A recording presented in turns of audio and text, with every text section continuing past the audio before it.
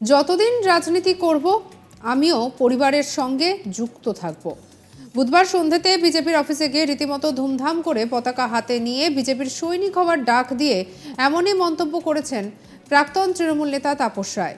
এখন তিনি বিজেপির সৈনিক। গলায় উত্তরীয় এবং হাতে গেরুয়া পতাকা ফুলের বোকে নিয়ে রীতিমতো আমার দল বলে বিজেপির প্রশংসা করলেন তাপস রায় এবং এরপরেই তার প্রতিজ্ঞা দৃঢ় কণ্ঠে আজীবন তিনি বিজেপি করবেন। মানে তিনি যতদিন রাজনীতি করবেন ততদিন বিজেপিই করবেন। একই সঙ্গে প্রাক্তন দলের নেতা কর্মীদের জলদস্যুর সঙ্গে তুলনা করেছেন তিনি। বিজেপি নেতা তাপস রায় কি বলছেন শুনব। আমি আজ থেকে বিজেপি পরিবারের এবং মোদিজি পরিবারের সদস্য হলাম। যতদিন আর রাজনীতিতে আছি ততদিন আমি এই পরিবারের সদস্য হিসাবে আমার যা কর্তব্য, আমার যা দায়িত্ব আমার উপর ন্যস্ত হবে, আমি সেটা অত্যন্ত সুচারু রূপে আমি সেটা পালন করব। আমি রাজ্যের এবং কেন্দ্রের নেতৃত্বের কাছে আমি কৃতজ্ঞ, তারা আমাকে গ্রহণ করেছে। এবং সঙ্গে সঙ্গে আমি একথাও বলি যে বাংলার বুকে যে অরাজক পরিস্থিতি, একটি সরকার,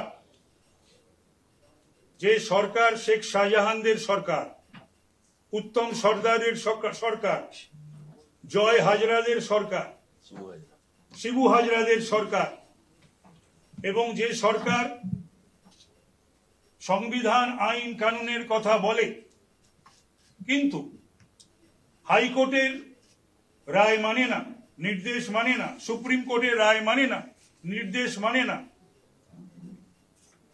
পশ্চিম বাংলা থেকে এই সকল অমানবিক জলদস্যুদের যাতে আগামী দিনে আমরা সকলে মিলে যাতে শান্তির বাংলা গড়তে পারি, সেই উদ্দেশ্যেই আজকে আমি শপথ নিয়ে বিজেপিতে আমি যোগদান করলাম।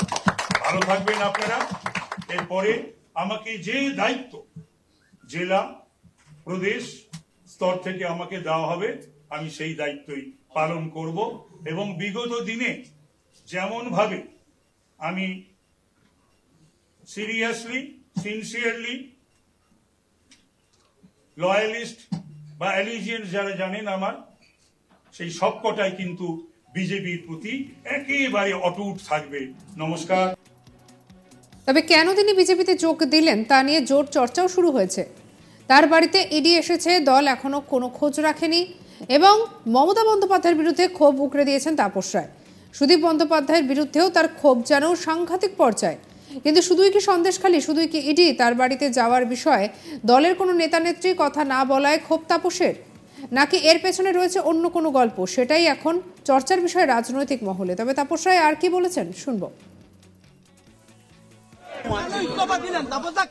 আমি ইস্তফা দিলাম ইদানিং কালে আমার মনে হচ্ছিল না যে আমার কোনো প্রয়োজন আছে এই দলে। প্লাস যে সিচুয়েশন অ্যারাইজড আউট অফ এই প্রতিদিন যে দুর্নীতি দুর্নীতি দুর্নীতি এবং একটি শব্দ বিধানসভার ভেতরে বাইরে বা যেখানেই সেখানে দুটো মিছিলের সামনে পড়েছিলাম গাড়ি নিয়ে, সেখানে সেই পরিস্থিতি আমাকে বড় নাড়া দিয়েছে। তারপরে সন্দেশখালীর ঘটনা, এই সমস্ত রয়েছে, এগুলো আমাকে দীর্ঘদিন ধরে নাড়া দিয়েছে। আর আমার বাড়িতে 12ই জানুয়ারি দলের লোকজন তারা একটি ইডিকে পাঠিয়ে দিয়েছিলেন এবং আজকে 52 দিন, সেটা এই 52 দিনের মধ্যে দল আমার পাশে দাঁড়ায়নি, কেউ আসেনি। যদিও আমি ইন্ডেটেড to all the political parties for political fraternity, যে সমস্ত রাজনৈতিক দলের নেতা এবং মুখপাত্ররা ওই দিনের যখন ঘটনা চলছে, ইডি রেড চলছে, তারা সকলেই আমার হয়ে বলেছিলেন। কিন্তু আমার দলের তরফ থেকে আমি জানি না কোন অজানা রিজন যে কেউই, ইনক্লুডিং আমার পুরনো দলের সুপ্রিমো অনারেবল সিএম আজ 52 দিন পর্যন্ত তিনি একটা ডেকে নাও, আমাকে ফোন করা বা আমার মিসেস বা মেয়েকে কনসোল করা, ওরা তো ট্রমাটাইজড হয়েছিল।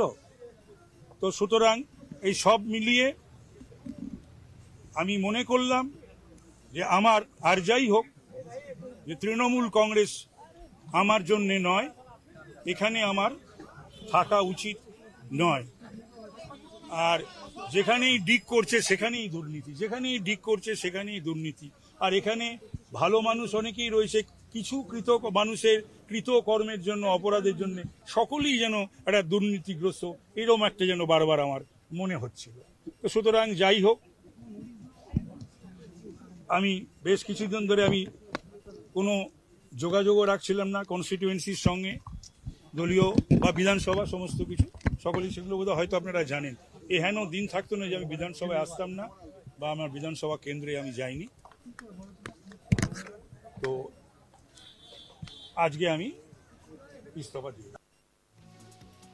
বুধবার থেকেই নতুন অধ্যায়ের সূচনা হয়েছে তাপস রায়ের। শোনা যাচ্ছে উত্তর কলকাতার মতো গুরুত্বপূর্ণ জায়গা থেকে তাকে প্রার্থী করা হতে পারে।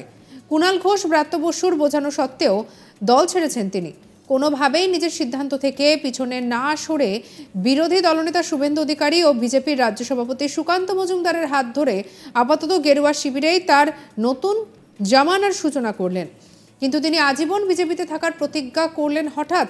তাহলে কি এর পেছনে অন্য কোনো গল্প রয়েছে? উত্তর খুঁজছে রাজ্য রাজনীতি।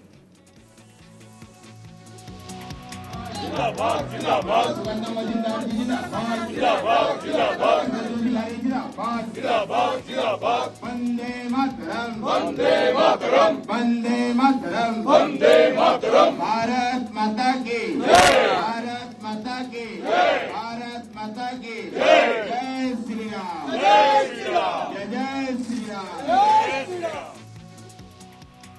যতদিন রাজনীতি করব আমি পরিবারের সঙ্গে যুক্ত থাকব। বুধবার সন্ধ্যাতে বিজেপির অফিসে গিয়ে রীতিমতো ধুমধাম করে পতাকা হাতে নিয়ে বিজেপির সৈনিক হওয়ার ডাক দিয়ে এমন মন্তব্যই করেছেন প্রাক্তন তৃণমূল নেতা তাপস রায়। এখন তিনি বিজেপির সৈনিক, গলায় উত্তরীয় এবং হাতে গেরুয়া পতাকা নিয়ে, ফুলের বোকে নিয়ে রীতিমতো আমার দল বলে বিজেপির প্রশংসা করলেন তাপস রায়। এবং এরপরেই তার প্রতিজ্ঞা, দৃঢ় কণ্ঠে আজীবন তিনি বিজেপি করবেন, মানে তিনি যতদিন রাজনীতি করবেন ততদিন বিজেপিই করবেন। একই সঙ্গে প্রাক্তন দলের নেতা কর্মীদের জলদস্যুর সঙ্গে তুলনা করলেন তিনি।